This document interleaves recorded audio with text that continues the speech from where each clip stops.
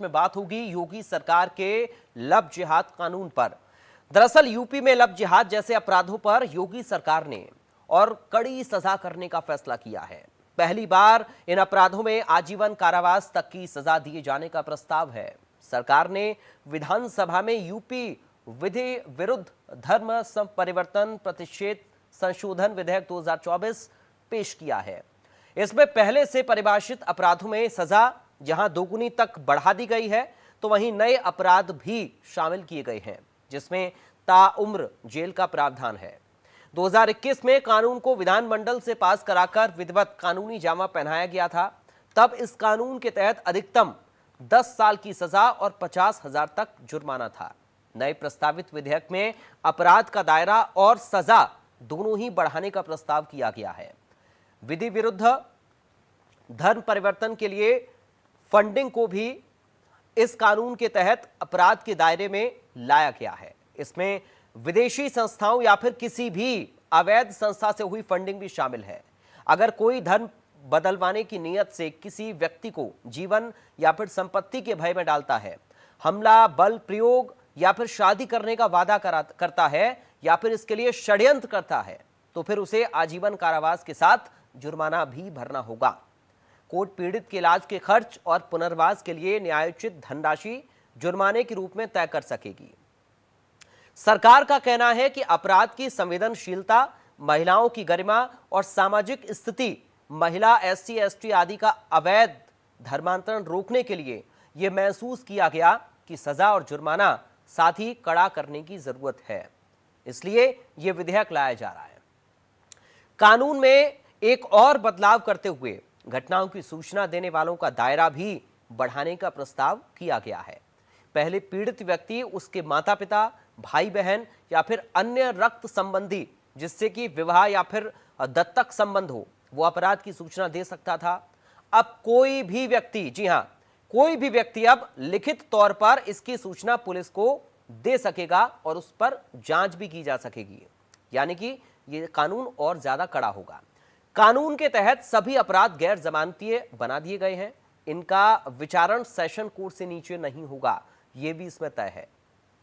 बिना लोक अभियोजक को अवसर दिए जमानत के आवेदन पर विचार नहीं किया जाएगा।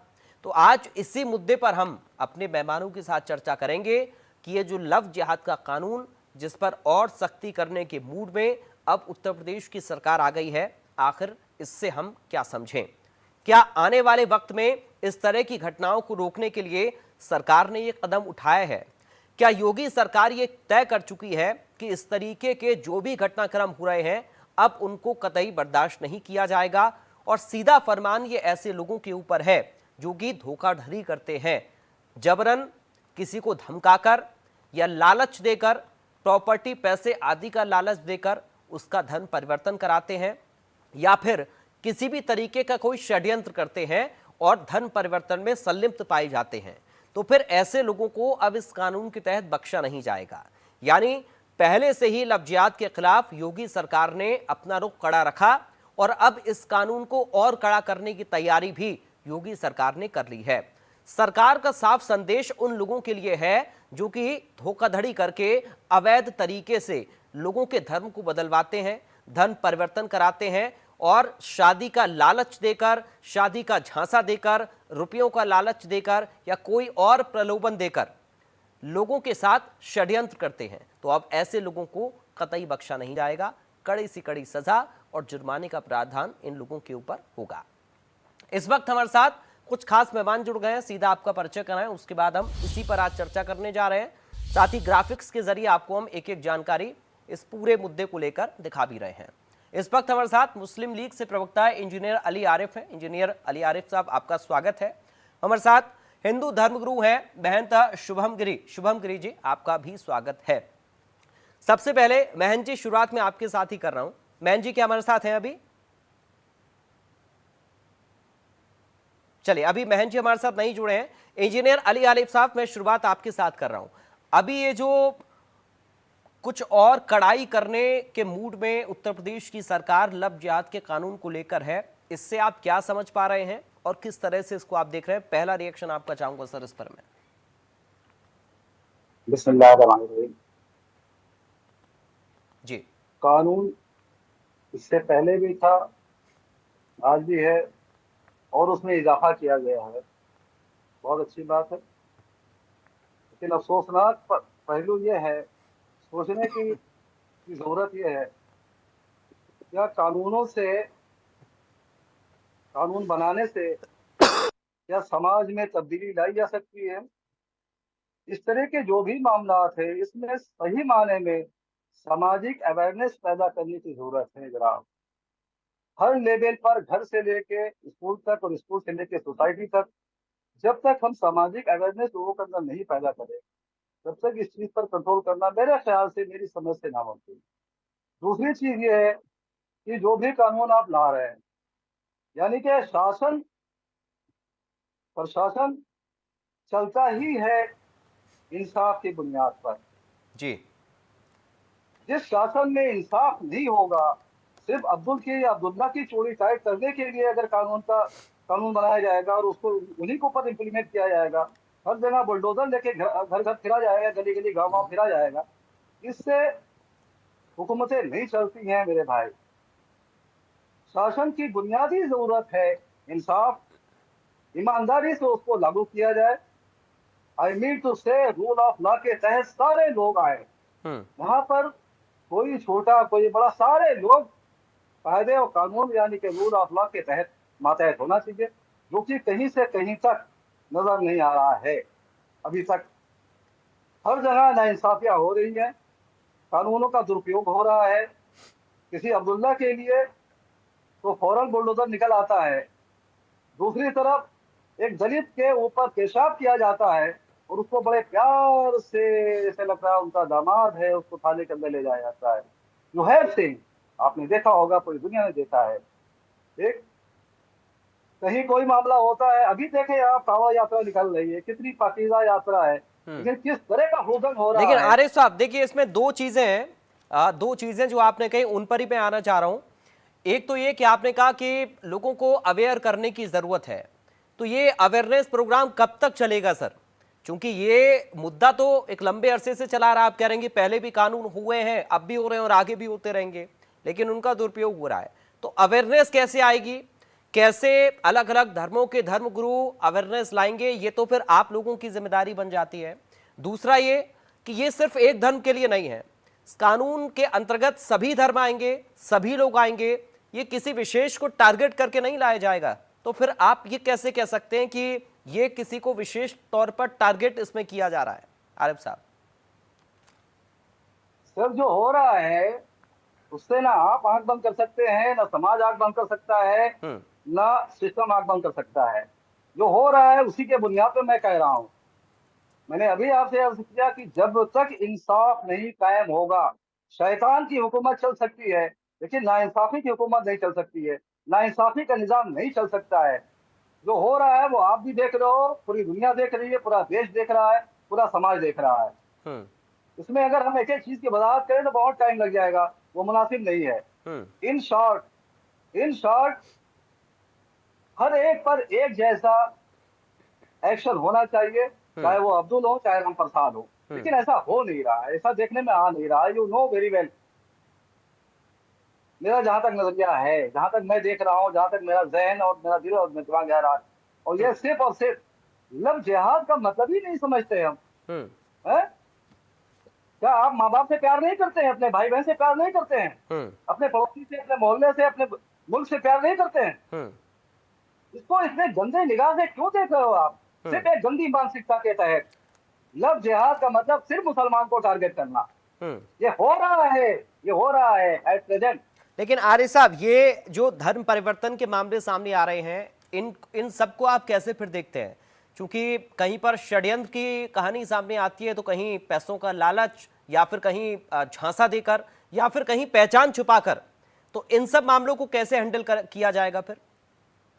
मैंने आपके चैनल पर, मुख्तलिफ चैनलों पे कई बार कहा, और मेरे ख्याल से जो भी मुसलमान या इस्लाम से ताल्लुक रखने वाला, जी। जो भी समझदार तबका है, वो मौलवी है, हमारा आलिम है, इंटेलेक्चुअल है, हम्म। हर हर फर्द धोखे धड़ी से इस्लाम मजहब को कन्वर्ट करवाने को एक कोई मजम्मत करता है। और हम्म। कहीं से कहीं तक, कहीं से कहीं तक किसी लालच के तहत, किसी प्रेशर के तहत, किसी डर और दहशत के तहत जी मजहब को तब्दील करवाना हर 100% नाजायज है। इस्लाम कतई इस बात की इजाजत नहीं देता। इस्लाम कहता है कि पहले आप उसको समझें, जी उसको समझें, हम्म फिर दिल से कबूल करें और जबान से ऐलान करें। हम्म इसमें कहीं से कहीं तक इस चीज की गुंजाइश नहीं है। हम्म इसको उसको रूप दिया जाता है क्योंकि मजहब का मामला पूरी जिंदगी को तब्दील कर देने का मामला है। जी पूरी जिंदगी इंसान की तब्दील हो हाँ, जाती है, चाहे सारे वो रीति रिवाज तो बदल जा रहे हैं ना, जिंदगी पूरी बदल जा रही है इंसान की।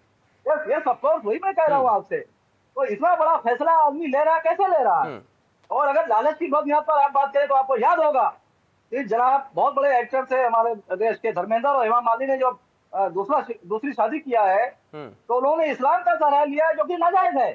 जिस मौलवी ने निकाह पढ़ाया उनका, उसने उसने गलत किया, उसने गुनाह किया। मैं यहां तक कह रहा हूँ आपसे।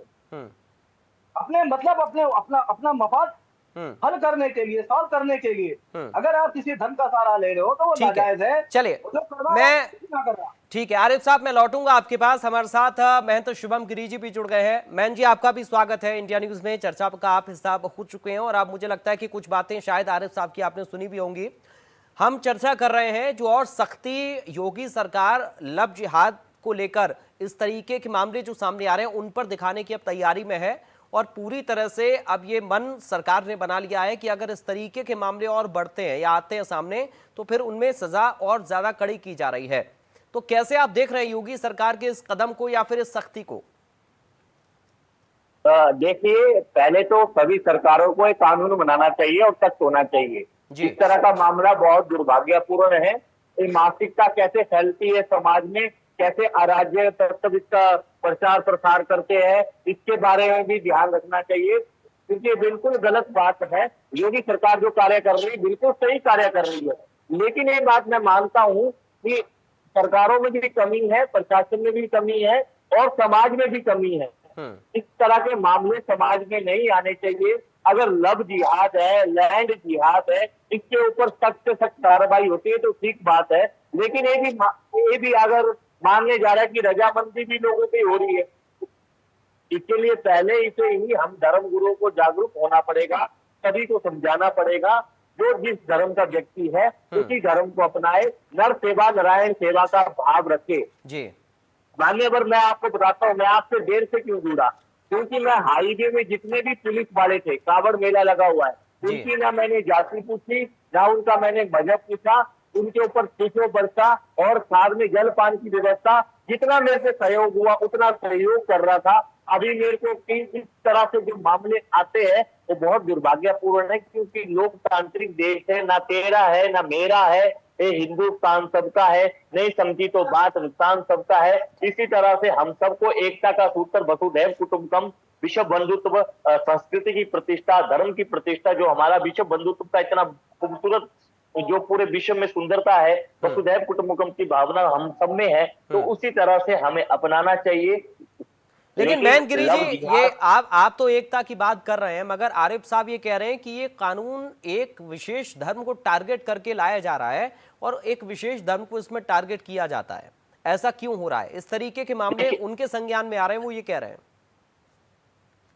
देखिए, मैं बता रहा हूँ 2000 जब आगरा में धर्म परिवर्तन हुआ था, उस समय उत्तर प्रदेश में समाजवादी पार्टी की सरकार थी और केंद्र में भाजपा की सरकार थी। तो उस समय आपको याद होगा मान्यवर, तो उस समय केंद्र सरकार यूपीए टू एक कानून ला रही थी धर्म परिवर्तन का और लव जिहाद का, इसका प्रकार से कानून सरकार ला रही थी। तो उस प्रकार का जो कानून सरकार ला रही थी तो उसका सबने सम्मान किया था। लेकिन अगर जिस प्रकार से अगर कोई शिक्षक होता है, अगर वो मुस्लिम होता है और ढंग की शिक्षा देता है, अगर वो धर्म परिवर्तन कराता है तो उसको सख्त से सख्त कार्रवाई करनी चाहिए। ठीक है, सभी को अपने धर्म का प्रचार प्रसार करने का सभी को अपना अधिकार है, सभी को हित स्पीच देने का किसी को अधिकार नहीं है, किसी के खिलाफ गलत नहीं बोलना, लेकिन हम सब एकता का सूत्र अपनाते हैं तो ठीक है। लेकिन सरकार एक कानून ले रही है, इसका फैसला स्वागत योग्य कानून है। मैं फैसला सरकार को क्या, सभी विपक्षी दल को इसमें सरकार को सभी से सहमति बनाकर एक कानून लाना चाहिए। कोई भी गलत करता है उसके ऊपर सख्त से सख्त कार्रवाई होनी चाहिए। ठीक है आरिफ साहब, एक चीज दरअसल दो सवाल मैं आपसे करना चाहूंगा। पहला ये कि ऐसे लोग जो कि षड्यंत्र करते हैं अपनी पहचान छुपाकर किसी को प्रेम जाल में फंसाते हैं या फिर जबरन धन परिवर्तन कराते हैं, ऐसे लोगों के खिलाफ फतवा जारी क्यों नहीं होता है? महिलाएं लिपस्टिक लगाकर अगर बाजार में निकल जाएंगी, बुर्का नहीं पहनेंगी, तो उनके खिलाफ तो फतवा जारी हो जाता है। ऐसे लोगों को टारगेट क्यों नहीं किया जा रहा है? दूसरा, हम मदरसों में बच्चों को पढ़ाने की बात तो करते हैं, लेकिन उन्हीं मदरसों में क्यों बच्चों को ऐसी शिक्षा नहीं दी जा रही है? कुछ ऐसे अभियान नहीं चलाए जा रहे हैं? चूंकि आप अवेयरनेस की बात कर रहे हैं, तो कुछ ऐसे अभियान मदरसों में भी चलाए जाएं कि इस तरीके का कृत्य हमें नहीं करना, और अगर कोई करेगा तो इस्लाम से उसका कोई नाता नहीं है, अगर कोई हिंदू धर्म का कर रहा है तो सनातन धर्म से उसका कोई नाता नहीं है, सिख धर्म का कर रहा है तो सिख धर्म से उसका कोई नाता नहीं है। इस तरीके के फतवे भी आने चाहिए, इस तरीके के अवेयरनेस प्रोग्राम भी आने चाहिए। फिर आरिफ साहब। महोदय, अभी हमारे आचार्य जी बैठे थे, यकीन जानिए दिल से मैं इस वक्त उनकी तारीफ और तारीफ कर रहा हूँ कि पहली बार किसी मुद्दे पर बहुत ही खुल के वो बोले हैं और सच बोले हैं और हक बोले हैं। आप अच्छाई को ओवरलुक क्यों करते हैं? किसी मदरसे में या किसी मुस्लिम घर में या किसी मुस्लिम समाज में गंदे लोगों की बात नहीं कर रहा हूँ। कौन ऐसा है जो इस गंदे काम की मजम्मत नहीं करता है? और आपको बताएं, फॉर योर काइंड इन्फॉर्मेशन, इस्लाम में 3 तरह का बलात्कार है। 3 तरह का बलात्कार है जी। अब बाकी दुनिया में कहीं नहीं, किसी सिस्टम में नहीं है। लड़की और लड़के अगर अपनी मर्जी से मिल रहे हैं बगैर सामाजिक और धार्मिक अनुष्ठान को पूरा किए हुए, वो बलात्कार उस शक्ल में दोनों को सजा मिलती है। लड़की अगर कंपेल कर रही है, मजबूर कर रही है लड़कों को किसी तरह से, तो वो भी बलात्कार है, जिना के जद में आता है और लड़की जिम्मेदार है। और लड़का अगर लड़की को नाजायज तरीके से मजबूर कर रहा है या उसको उसके साथ कुछ कर रहा है, नाजायज कर रहा है, तो ये भी जिना है और लड़के को बहुत बदतरीन सजा है इसकी। बदतरीन सजा है, रोंगटे कांप जाते हैं देख करके। और इसीलिए जहां पर, माफ करिएगा, ये मत कहिएगा कि मैं इस्लामिक रूल लाने की बात कर रहा हूँ, फॉलो इल्जाम लगा देते हैं लोग। जहां जहां पर ये रूल फॉलो हो रहा है, आप वहां पर जिला बलात्कार की शरह देखें कितनी कम है। क्यों कम है? ये वो नसीहत आमेर सजा है इसकी, पूरा समाज हिल जाता है भाई साहब। सिर्फ एक तरीका है जो धर्म ने और समाज ने जिसको जस्टिफाई किया है, उस तरीके के अलावा जितने भी कॉन्टेक्ट आप करते हैं सब नाजायज है और बदतरीन सजा है। और अभी हमारे आचार्य जी ने उसको एक्सेप्ट भी किया है। तो हर स्टेज पर आप देखें, कोई आलिम, कोई मौलवी, कोई मदरसा इस चीज को इंकरेज नहीं करता है कि जाओ आप ये काम नहीं, करो। इनकरेज तो कोई नहीं करता है, लेकिन मैं वही कह रहा हूं ना कि अवेयरनेस के लिए क्या कर रहे हैं। दूसरा ये कि अगर आप इस बात को तो मान रहे हैं ना कि अगर कोई इस तरीके से कृत्य कर रहा है तो ये इस्लाम में भी अपराध है, तो फिर अगर ऐसे लोगों को सजा कानून के तहत, संविधान के तहत मिल रही है, भारतीय दंड संहिता के तहत मिल रही है, तो फिर उसमें आपत्ति क्यों? फिर उसमें ये क्यों कि विशेष धर्म को टारगेट कर रहे हैं? Sir please let me explain. आप मीडिया हैं, एक एक चीज से वाकिफ हैं आप। इन चीजों को नजरअंदाज मत करिए प्लीज, मैं रिक्वेस्ट कर रहा हूँ आपसे। किस अंदाज की कार्रवाई हो रही, किस अंदाज के एक्शन हो रहे हैं, आप देख रहे हो, समाज देख रहा है? हिंदू लड़का अगर मुस्लिम लड़की को ले जाए गलत अंदाज में तो कोई दिक्कत नहीं, वो आशीर्वाद है। मुसलमान लड़का अगर हिंदू लड़की को के साथ कॉन्टेक्ट कर ले तो अपराध है, यकीनन अपराध है, लेकिन दोनों अपराध है।